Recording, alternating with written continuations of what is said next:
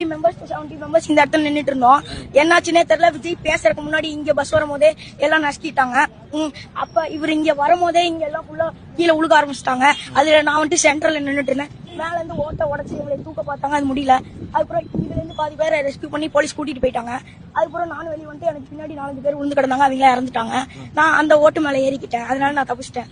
இது இங்க ஆனா இந்த இடத்துல போலீஸ்காரங்க ஏன் நிக்கிறீங்கன்னு எல்லாத்தையும் அடிச்சாங்க. அதுல என்னைய அடிச்சிட்டாங்க. நான் ஏன் சார்னு கேட்டேன். இது தெரியாம அடிச்சிட்டா அப்படின்னு சொன்னாங்க. இது செட்டு உழுக போகுதுன்னு சொல்லிட்டு அந்த இடத்துல போய் கிளியர் பண்ணணும்னு சொல்லி ரஷ் ஆயிடுச்சுன்னு சொல்லிட்டு இருந்தாங்க. அதுல நிறைய பேர் கீழே வந்து டிச்சுக்குள்ள விழுந்துட்டாங்க ஒருத்தங்க. அதுலதான் எல்லாரும் விழுந்ததுக்கு அப்புறம் இறந்துட்டாங்க. ஓகே, எத்தனை மணிக்கு இது நடந்துச்சு? விஜய் வந்து பேசுறப்பயா நான் டைம் சரியா நோட் பண்ணலாம்னா போன் என் கையில தான் இருந்துச்சு. கை முதல்ல தூக்கவே முடியல, ஃபுல்லா இருந்தாங்க. அதான் விஜய் அவர்கள் பேசும்போதா இல்ல பேசுறதுக்கு முன்னாடியே எல்லாம் உழுக ஆரம்பிச்சிட்டாங்க. உளுந்து தூக்குறதுக்குள்ள போலீஸ் வந்து தூக்குறேன்னு சொல்லிட்டு இங்க நின்று எல்லாத்தையும் விரட்டும் போது அவங்க ஓடும் போது அதுலயும் பாதி பேர் கீழே விழுந்தாங்க. இது அப்பதான் நானும் கீழே வந்து மேலேயே ஒருத்தங்க ஏறி போனாங்க. ஒரு அங்கிள் என்னை தூக்குனாங்க, நான் தப்பிச்சு போயிட்டேன். சரி, உனக்கு இங்க காலையில இருந்து இருந்தியே, உனக்கு உணவு தண்ணி அது மாதிரி ஏதாவது இருந்துச்சா அங்க இருக்கவங்க? இல்ல, நான் வந்துட்டு ஸ்கூல் 3:30 முடியும். நான் அதுக்கப்புறம் 4 o'clock அங்க ரவுண்டா நடந்தேன். விஜய் பார்த்ததுக்கு அப்புறம் நான் மறுபடியும் வீட்டுக்கு போயிட்டு மறுபடியும் இந்த இடத்துக்கு வந்தேன். இந்த செட்டு கடையிலே நடந்து வந்தப்பறம் இந்த இடத்துல லாக் ஆயிட்டேன். சரி, யாராவது ஒருத்தர் வழி விட்டாங்களா? காப்பாத்துற மாதிரியான விஷயங்கள் இருந்துச்சா? பக்கத்துல இருந்த தம்பி என்னன்னு சொன்னாங்க கடைசியா? நீங்க எனக்கு பின்னாடி இந்த அண்ணாவும் இறந்துட்டாங்க, இந்த பின்னாடி இந்த அக்காவும் இறந்துட்டாங்க.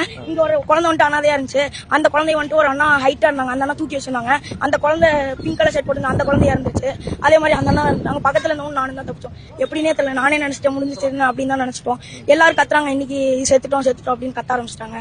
உனக்கு எங்க அடிபட்டு இருந்தது? எனக்கு இந்த அப்புறம் இந்த இடத்துல ஒரு அண்ணா எப்படின்னு தெரியல மேல ஏறிட்டாங்க. அதுக்கப்புறம் ஒண்ணும் இல்ல, நான் தப்பிச்சிட்டேன். கூட்டெல்லாம் விளங்கினதுக்கு அப்புறம் பாத்தியா?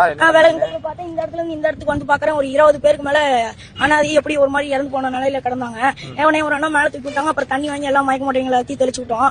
அதுல ஒரு 10 பேர் எந்திரிச்சிட்டாங்க, மிச்ச பேர்ல எந்திரிக்கல. அப்புறம் போலீஸ் ஆட்ட சொன்னா அவங்க டக்கு ஆம்புலன்ஸ்ல ஏத்திட்டாங்க. அதுக்குள்ள யாருனே தெரியல ஒரு 4-5 அங்கிள் வந்து எல்லாத்தையும் அடிக்க ஆரம்பிச்சிட்டாங்க. அடிச்சு ஒரு அண்ணா ஆம்புலன்ஸ் காரனா வந்து இந்த இடத்துல ஃபுல்லா கிழிஞ்சிருச்சு, அந்த அளவுக்கு சதையை அந்த அளவுக்கு அடிச்சு